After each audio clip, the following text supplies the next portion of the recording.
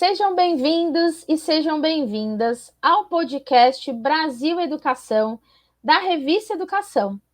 Sou a Tatiana Pita, mestre em Educação, pedagoga e professora da Casa Educação. É muito bom estar aqui com vocês para mais um episódio de nosso podcast, que tem o apoio da International School. No episódio de hoje, falaremos sobre as muitas histórias de crianças que moram em ocupações em São Paulo e como seus relatos nos ensinam. Não deixe de seguir a gente no YouTube, no Spotify, na Apple e demais plataformas.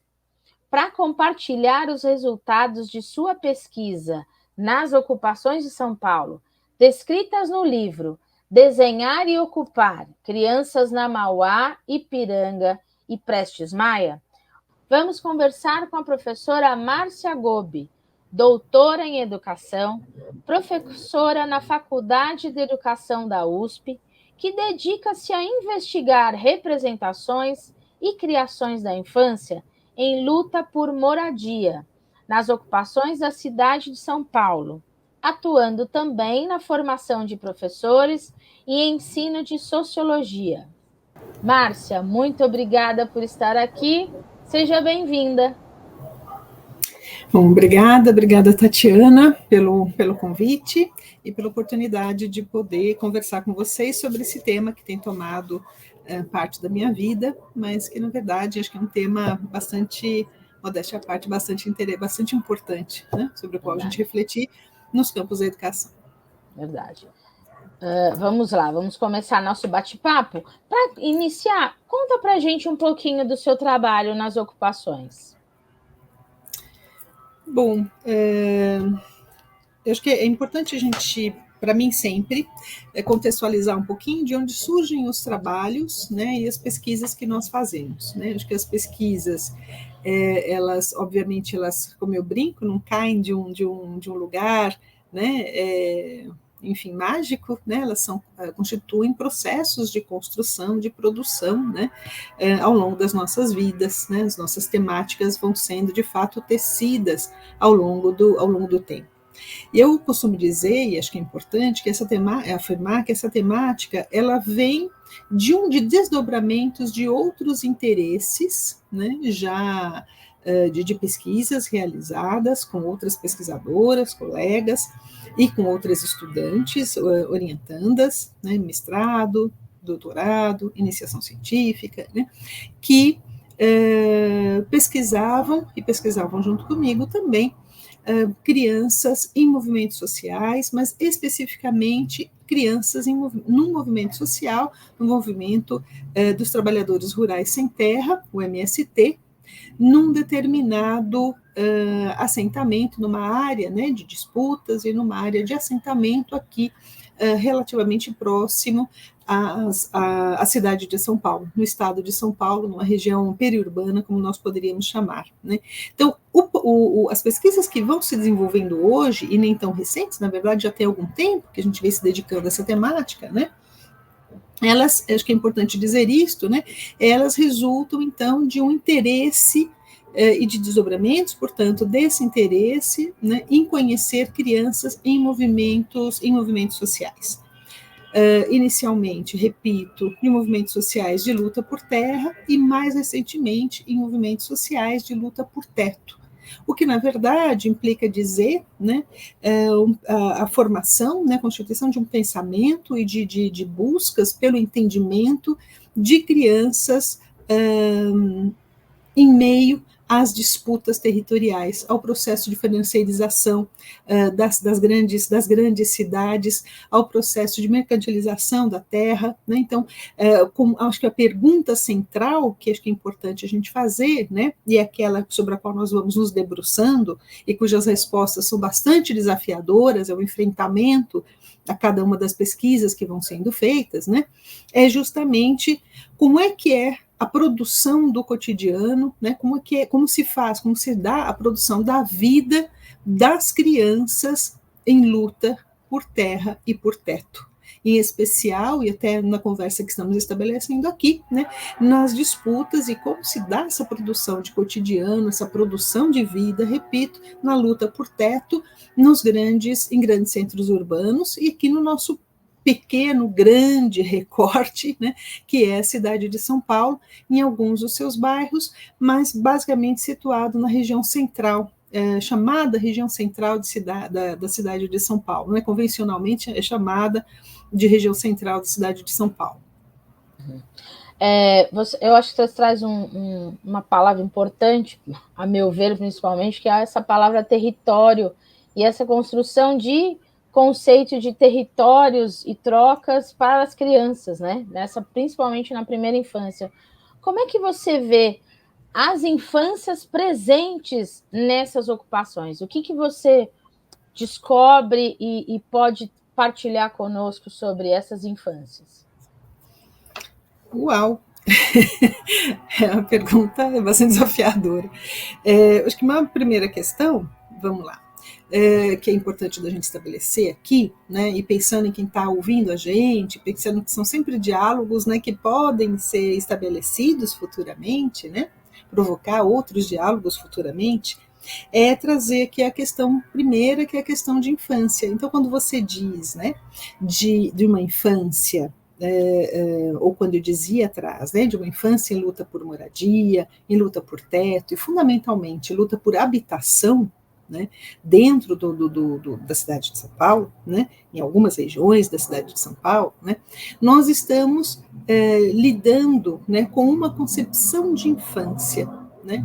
E aí acho que uma pergunta primeira a ser feita é quais são as concepções de infância que estão balizando os nossos pontos de vista, as nossas pesquisas, essas relações que estabelecemos com as crianças, pensando que é um canal de educação, né?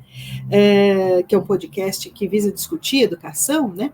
Quais são as infâncias e quais são os conceitos de infância, quais são as concepções de infância que temos quando estamos diante das crianças, quando estamos nas nossas práticas, inclusive práticas pedagógicas, práticas educacionais, vistas e feitas cotidianamente. Né? Quando estou pensando na infância em luta por habitação, pelo direito à moradia, né, fundamentalmente junto com as pessoas adultas, mas especificamente, né, e majoritariamente, melhor dizendo, com mulheres, né, nós temos ali a concepção, ou permite-nos pensar numa concepção de infância, numa perspectiva não universalizante ou não universal. Né? O que eu quero dizer por isso é pensar e provocar-nos a pensar, né, sobre a concepção de infância a partir das diferenças que elas portam, né? A partir das diferenças no que diz respeito às produções culturais, sociais, econômicas que convergem em infâncias também vividas por crianças também distintas, nos diferentes e nas produções dos diferentes territórios, nas diferentes regiões, das diferentes cidades, nas diferentes configurações familiares. Né? Então, quando nós falamos, e aí para mim particularmente, né, algo que é importante da gente citar, né, é pensar justamente nesta diversidade, nessa multiplicidade de infâncias, né, com as quais nós lidamos. E aí, nesse sentido, quando você me pergunta, né, como pensar sobre essa infância, né, que ocupa, né, de forma absolutamente justa edifícios cuja função social da propriedade, né, não é cumprida, né, nós temos ali um recorte sobre produção de vida, sobre que é possível fazer, sobre produção de vida de crianças moradoras dessas ocupações. Né? Então, e aí, quando a gente começa a pensar nisso, é um desafio até tentar sintetizar isso em tão pouco tempo, para mim, particularmente, é um grande desafio, mas quando a gente está pensando nisso, né, acho que é importante a gente pensar, nós refletirmos sobre, repito, né, dada a importância disto, uma concepção não universalizante das crianças ou das infâncias, melhor dizendo, né? E aí, repito, né, qual é a concepção de infância que a gente tem quando a gente está pensando em luta por moradia, em luta por terra e teto, né? Ou quando, isso acho que é uma outra questão importante, quando nós estamos pensando nos processos e procedimentos de investigações, de pesquisas acadêmicas que realizamos, né? E uma outra questão, pensando novamente, né, provavelmente em parte do público que está nos assistindo, né, quando nós estamos lidando, atuando com crianças em diferentes turmas com as quais que compõem o nosso cotidiano, que é também o cotidiano escolar. Né? Então, quando a gente pensa então, em concepção, né, das infâncias, né, de infância, acho que é importante a gente ter fazer cotidianamente esse exercício para a gente pensar um bocadinho sobre quais são essas crianças que estão diante dos nossos olhos. Quando nós fazemos esse exercício, né, nos colocamos diante do desafio que é fazer esse exercício, nós começamos a romper com uma série de concepções que nós aprendemos de várias formas, em vários lugares, né, que vão nos apresentando quase que uma infância única.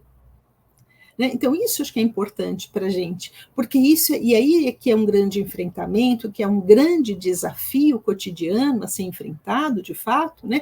Por quê? Porque as crianças, por exemplo, quando você diz das crianças que ocupam junto, majoritariamente, com suas mães e com suas avós, né?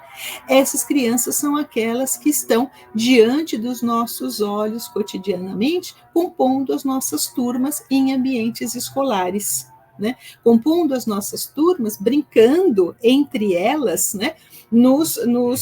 Fora das salas de aulas, nos parques, e que muitas vezes geram algumas incompreensões. São infâncias que se fazem a partir e nas diferenças que as compõem. Né? E acho que é importante a gente pensar sobre isso.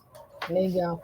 Você usou o desenho, né, como uma ferramenta potente para colher e acolher as histórias, se me permite a trocadilho das palavras. Como é que ela se tornou essa ferramenta potente na mão das crianças, o desenho? O que ele trouxe de histórias interessantes que você pode compartilhar conosco, por favor? Posso. Então vamos lá. Aí você vem para uma manifestação expressiva, que é o desenho, que é a produção do desenho de desenho pelas crianças, né, pelos seres humanos de todas as idades. Lamentavelmente, nós vamos crescendo e vamos perdendo isso, diria que quase que propositadamente, porque aí nós vamos restando apenas algumas manifestações expressivas e pouquíssimas delas, né? Mas pensando no desenho, então o desenho para mim é das manifestações expressivas que tenho considerado como fundamentais, né, ao longo das minhas pesquisas. Então, o desenho e a produção de desenhos pelas crianças me acompanha já há algumas décadas, né, bastante tempo, desde quando fazia meu mestrado. E acho que isso é importante dizer, né, porque o desenho, desde então, ele vem sendo pensado e construído por mim, elaborado por mim, no âmbito das pesquisas, como também um recurso metodológico de pesquisa. Então, quando você fala, você usa isso como uma ferramenta importante, etc., então, como um recurso metodológico de pesquisa, a partir e com o qual eu não vou coletar informações, né, mas eu vou construir e garantir que algumas, e produzir de fato algumas informações, né? Elas são produzidas, são construídas junto com as crianças, e o desenho e a produção de desenhos acabam me servindo como esse recurso metodológico, que ora, né? De fato, você usa aqui um verbo que eu acho que é importante nesse processo, fundamental nesse processo, que é o acolhimento. Então, de fato, não obrigatoriamente, mas também o desenho pode nos servir como um acolhimento.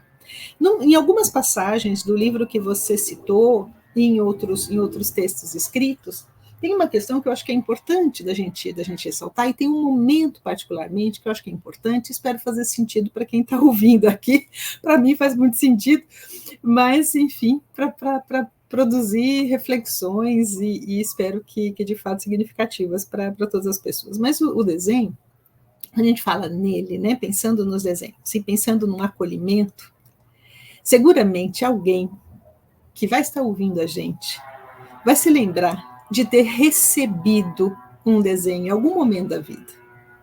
Recebido de sobrinhos, recebido de parentes, consanguíneos ou não, recebido das crianças com as quais a gente atua profissionalmente, né? O desenho, ele pode ser visto, e aí eu penso no desenho, mas eu penso no âmbito da dádiva, segundo a conceituação do Marcel Mauss, ele permite esse dar e receber, e ter uma reciprocidade. Então, quando você fala do desenho, do acolhimento, né, no âmbito da pesquisa mencionada, acho que uma das primeiras portas de entrada que foram abertas, né, para a pesquisa e para estar junto com as crianças, foi um desenho que me foi dado de presente. Um desenho pequenininho, e aí para deixar as pessoas com vontade de ver o livro, ele está no livro, né? Está reproduzido no livro, mas no livro não vai ficar tão bacana assim, mas é um desenho bem pequenininho, que me foi dado por uma garota, e que, ao me entregar esse desenho, tem uma coisa que eu acho que é extremamente poético, e que, na verdade, é uma poiesis nesse processo de elaboração do desenho, que é elaborar o desenho para alguém. Quando nós estamos fazendo pesquisas junto com as crianças, mas me preocupo sempre com quem está ouvindo, que não vai fazer pesquisa exatamente com as crianças, mas faz pesquisa com as crianças cotidianamente, como professora de crianças, desde a creche, desde bebês, né? A produção desse desenho, ela guarda uma série de questões que são emblemáticas, que são simbólicas, que estão contidas nelas esse processo de acolhimento e esse presentear ao outro como algo que chama para a entrada num determinado lugar.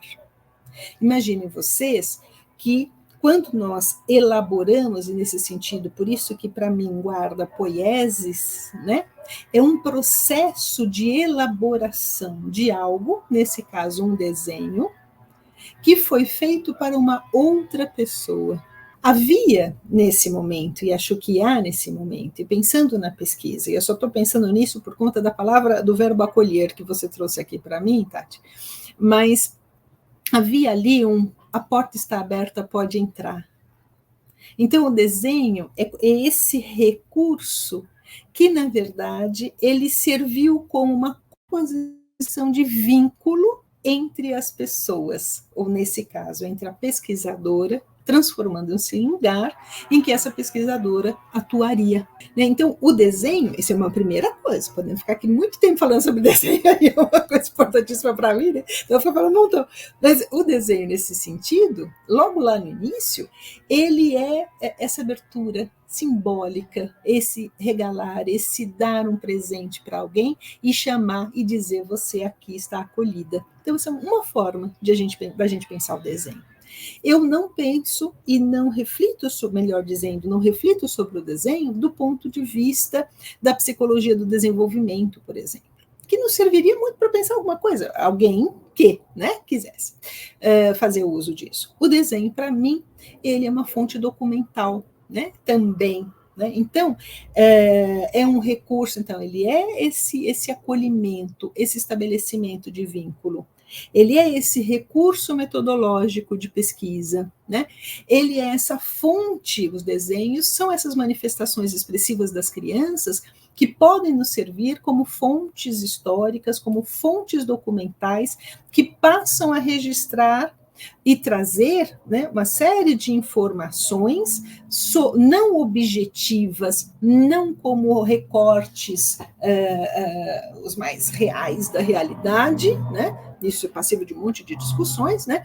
Mas eles podem nos trazer elementos bons para nós pensarmos sobre a produção da vida, neste caso específico, das crianças em ocupações. Acho que não perderia a oportunidade de dizer sobre, que trariam, enfim, elementos bons para nós pensarmos sobre a produção de vida das crianças. Quando nós pensamos e nos preocupamos, né, com que ponto de vista adotar para entender, para nos aproximarmos das crianças, eu ousaria dizer que o desenho nos serviria como como uma forma de nos aproximarmos destes pontos de vista ou de vistas das crianças com as quais nós atuamos como pesquisadoras, como professoras de crianças desde bebês. Ótimo. Mais ou menos isso. Márcia, e o que os resultados das suas pesquisas, deste mergulho neste universo, trouxe para você, que você acha que é interessante passar para os professores e professoras que nos ouvem? Primeiro, acho que tem uma questão que eu acho que é importante da gente dizer. Talvez, por que pesquisar crianças moradoras em ocupações? Né? Então, por que pesquisar essas crianças? Por que ter pesquisado anteriormente crianças de movimentos sociais, de luta por terra? Né? De trabalhadores e trabalhadoras em luta por terra. Num primeiro momento, acho que é importante a gente pensar aqui, e aí eu estou num lugarzinho bem de uma preocupação, né? Voltada para as pesquisas relacionadas à infância, repito, desde bebês, tá? Que ainda hoje carecem, embora nós tenhamos várias pesquisas e muito importantes, mas que ainda carecem de conhecermos mais profundamente, e por isso que eu insisto em dizer que é um enfrentamento, que é um desafio grande, mas conhecermos mais profundamente crianças moradoras ou crianças moradoras de favelas, crianças moradoras de espaços ocupados, crianças como população de rua desde que nascem. Né? Então, nesse sentido, acho que é fundamental nós pensarmos, né, e nos aproximarmos, e fazermos aproximar, né, as pesquisas que tratam da infância, né, das diferentes desigualdades sociais e das pesquisas que tratam de justiça social, né, relacionando-as às crianças. Quando digo crianças aqui, acho que é importante também nós pensarmos, né, em colocarmos lentes e obviamente, nos apropriarmos, né, daquelas crianças que, quando eu estou falando de desigualdades sociais, quando eu estou falando de justiça social, é nós pensarmos relacionando isto à raça, a classe social, né, a identidades sexuais, né, a produção das identidades, né, a gênero. Né? Então, é claro que são, eu estou chamando aqui de lentes pela falta de algo melhor que para na entrevista, enfim, né? Mas é fundamental, né? Que quando a gente está pensando em desigualdade de quem? Qual é a maior porcentagem? A desigualdades, né? E acho que é importante a gente pensar no plural aqui, né? Que nos assolam, que nos constituem, que constituem diferentemente diferentes grupos, e as crianças também. Bom, e aí vamos para as ocupações. Então, acho que trazer a questão das desigualdades, ela é fundamental para a gente pensar, né, as infâncias, e aí com isto também há uma aproximação, né, pela produção de pesquisas que conjugam ali infância e cidade, por exemplo. Né? E de qual cidade que a gente está falando, de qual infância que a gente está falando, e de qual cidade que é absolutamente segregadora, excludente, e que nesses seus muitos processos de exclusão e de segregação, ela também expolia a própria infância, expolia as crianças. Né? E ao fazer isto, né, as crianças em luta por moradia carecem de ser compreendidas. Isso é uma questão. Uma outra questão é que quando nós estamos falando, e você me pergunta sobre educação também, né, sobre o que passar para as professoras, né, acho que uma questão que é importante da gente tratar é justamente pensarmos que essas crianças, assim como as mulheres, assim como as pessoas adultas, né, e cito as mulheres porque majoritariamente são ocupadas por mulheres, né, mas as pessoas adultas que ocupam, elas não invadem absolutamente nada.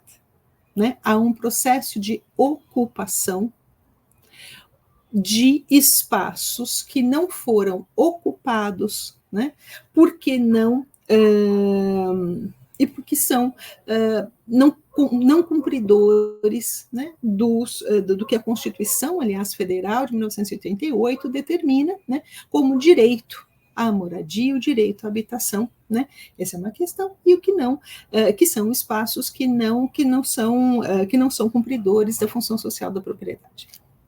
Então, nesse sentido, há uma ocupação e não uma invasão, e há uma luta pelo direito a essa habitação, né? Então, quando a gente está pensando nessas crianças, né, acho que uma questão importante, uma primeira questão entre várias, né, para a gente tratar no âmbito da educação, dos próprios currículos e projetos pedagógicos, né, pensarmos um pouquinho o que significa ocupar, o que significa produzir a vida dentro dessas ocupações com as crianças. Acho que é uma questão para a gente pensar, né? Fala, Tati, você... Não, pode terminar e já aproveito para te dizer que recado você gostaria aqui de deixar para todo mundo. Eu estou encantada aqui, eu ficaria aqui um tempão, porque eu acho que é um trabalho tão rico, tão importante, você traz questões tão significativas, principalmente para os professores e professoras, para a gente sempre se lembrar de entender quem está à nossa frente, quem está ali sentado, né? E aí, voltando ao seu desenho, que a gente acolha as histórias para poder fazer novas histórias. Este é o meu olhar. E o seu? Que recado você deixa aqui para as pessoas de tudo isso? Bom, acho que alguns recados, né? Acho que o primeiro deles é pensar, enfim, nas questões concernentes ao direito e aos direitos das crianças, né? Que, como nós poderíamos dizer, é um direito à brincadeira, é o direito às manifestações expressivas, mas é o direito à brincadeira e manifestações expressivas de todas as crianças.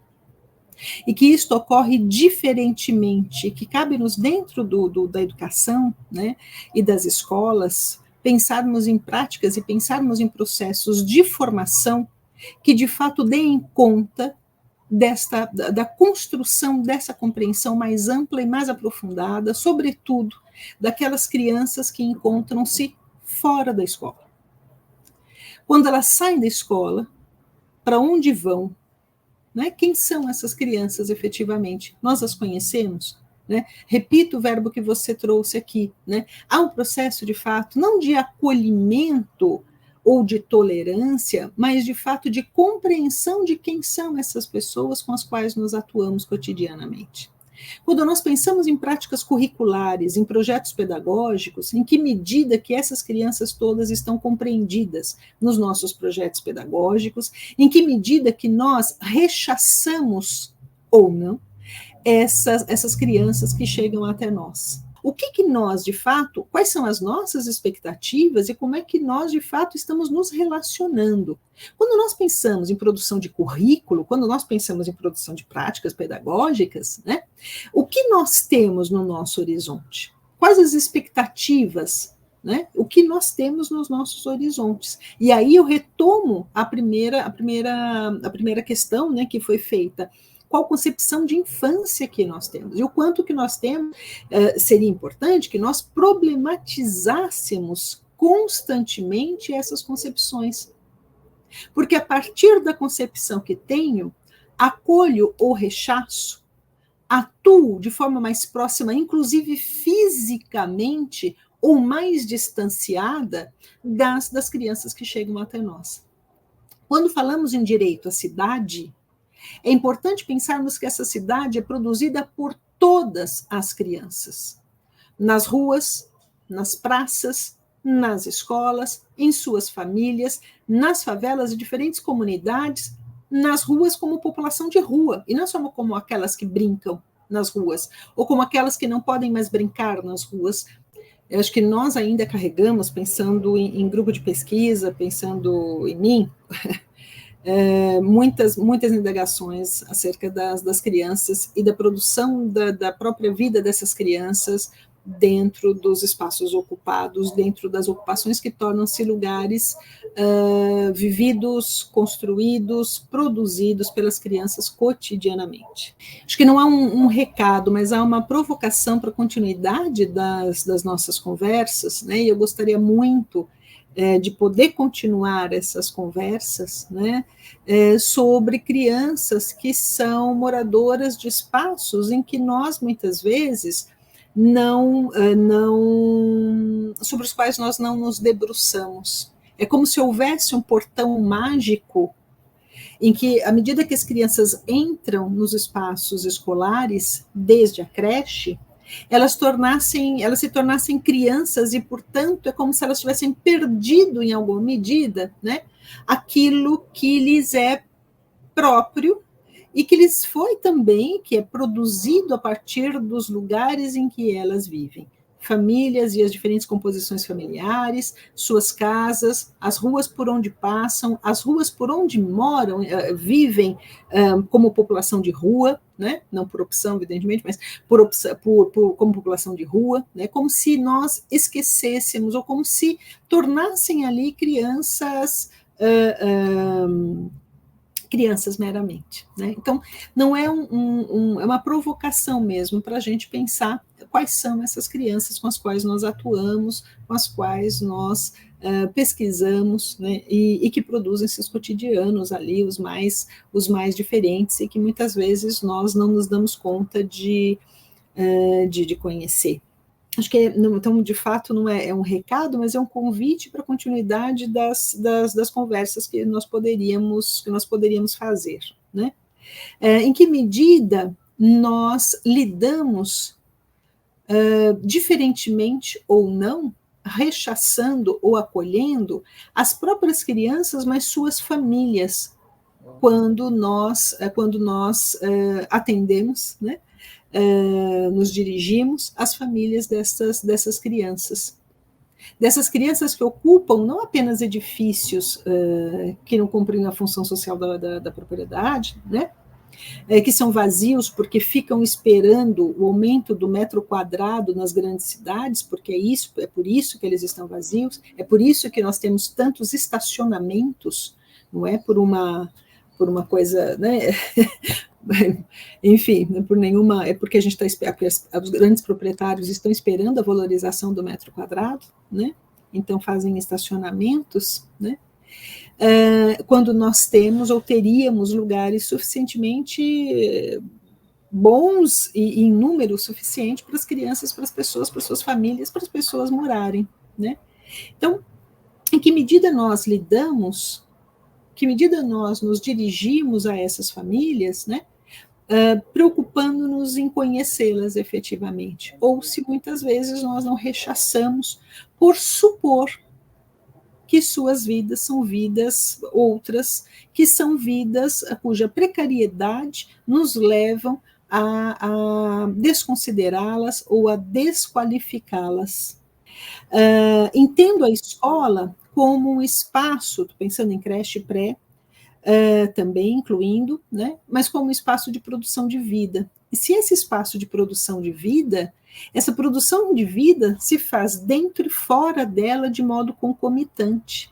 E quais são as nossas práticas que podem sair das escolas para que efetivamente nós, profissionais da educação, em todas as etapas da educação, junto com as crianças de todas as faixas etárias, desde a creche, desde o berçário, né, nós estamos, de fato, provocando práticas que se espraiem pelas cidades para que nós possamos conhecê-las. Conhecer e pensar em todas as crianças, como produtoras da cidade. Elas são produtoras de luta por moradia, à sua moda, desde bebês, com seus gestuais, com seus choros, com suas formas de falar, com suas reclamações no sentido de clamar por algo, com todos os seus direitos, que é de brincar, que é de desenhar, que é de usufruir e produzir a cidade justamente, de forma justa. né? Pensando naquilo que dizia anteriormente das desigualdades e da questão da justiça social, das justiças sociais, né? Aí depende das relações e das referências teóricas que nós temos. Mas e estas questões são questões fundamentais para comporem bases curriculares, para compor processos de formação de professores e professoras em todas as etapas, para compor formas de olhar, né, a própria produção da cidade por nós. E passamos por determinados lugares, aí eu faço um convite para nós irmos para as regiões ditas centrais da cidade de São Paulo, né, e de de outros centros urbanos, mas falo da cidade de São Paulo, né, é meu lugar de origem, de produção de pesquisa e vida profissional, e começarmos a observar quantos tapumes são colocados de modo a dizer onde nós podemos passar e onde nós não podemos passar. De quantas bombas não são lançadas para dizer e para provocar deslocamentos de determinados grupos de um lado para o outro, causando causando uma relação e uma prática social dentro da cidade que é de absoluto, vou usar esse termo de forma generosa, a constranger a população a caminhar e a usufruir e a continuar a produzir a própria cidade como obra que ela também é, junto com as crianças.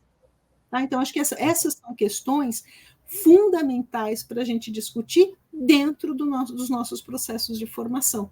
São questões cruciais para estarem para compor os nossos programas de ensino e os nossos currículos desde a creche. Quais são os lugares que dentro das cidades, e pensando nas periferias e nas regiões centrais, pensando na cidade como um todo, sim, que são lugares, de fato, de acolhimento de bebês. Quais praças? Será que nós temos praças que são melhor pavimentadas e outras que são largadas, são deixadas de lado, são desconsideradas, precarizando ainda mais as vidas e as relações que as pessoas têm desde bebês com esses espaços? Então, essa discussão, quando fala em ocupar, né, é ocupar efetivamente e ocupar os nossos processos de formação e as nossas preocupações com essas infâncias que produzem as cidades, todas elas. Isso não é para algumas crianças, isso é de todas as crianças. E quem somos nós e de que lado nós estamos quando nós falamos que pesquisamos crianças, que somos professoras de crianças, que é algo que eu sempre fui ao longo de muitos anos da minha vida, quando somos professoras de crianças e cerceamos, né, e não nos ocupamos, né, e nos preocupamos destas questões, que são questões fundamentais nos dias de hoje. Né? Não tem nem o que falar, basta abrir jornais, ligar a televisão, enfim. É verdade, Márcia. É verdade. Eu só tenho a agradecer por todas as inquietações que você nos traz, tão necessárias, tão urgentes e tão presentes na nossa vida escolar. Né? Por isso, obrigada mais uma vez por compartilhar essas experiências, que tenha ficado muitas pulguinhas atrás da orelha de cada um e cada uma que ouviu aqui, para que a gente realmente olhe com mais atenção e carinho e respeito às histórias e a quem ali está. Para cumprir nosso papel como educadores e educadoras, é preciso estarmos dispostos a ouvir verdadeiramente o outro, a garantir o espaço de voz de nossas crianças e jovens, além do direito a uma educação transformadora e humanizada.